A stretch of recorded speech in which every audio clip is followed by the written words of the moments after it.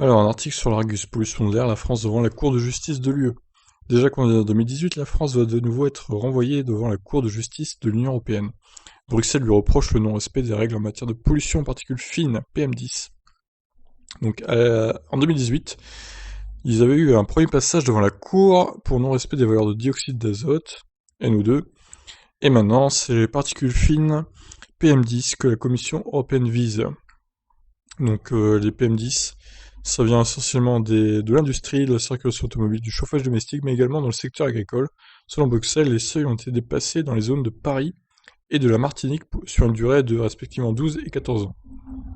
Marrant, la Martinique aussi, du coup.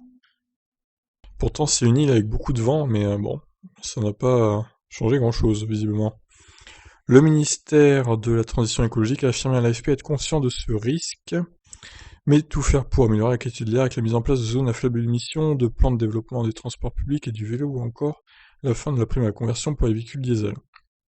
Ce qui était honteux au passage de mettre une prime à la conversion pour les diesels, hein. C'était vraiment n'importe quoi.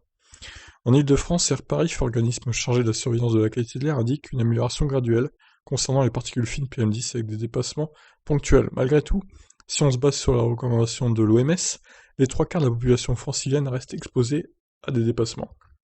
Au total, la pollution de l'air ferait entre 48 000 et 76 000 morts par an en France, selon les estimations, et pourrait augmenter le risque de mourir du Covid-19 selon une étude récente internationale.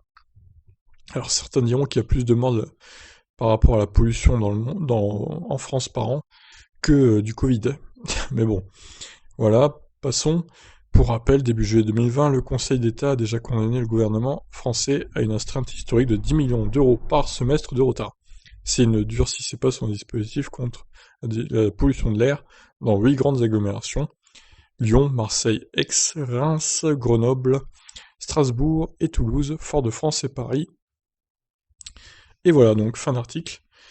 Bon ben voilà, on va encore se taper des amendes, hein. Du coup c'est pour ça qu'il faut augmenter le nombre de ventes de voitures électriques.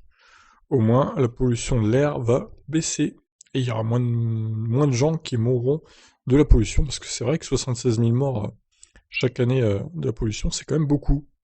Sur ce, je vous laisse réagir, ciao.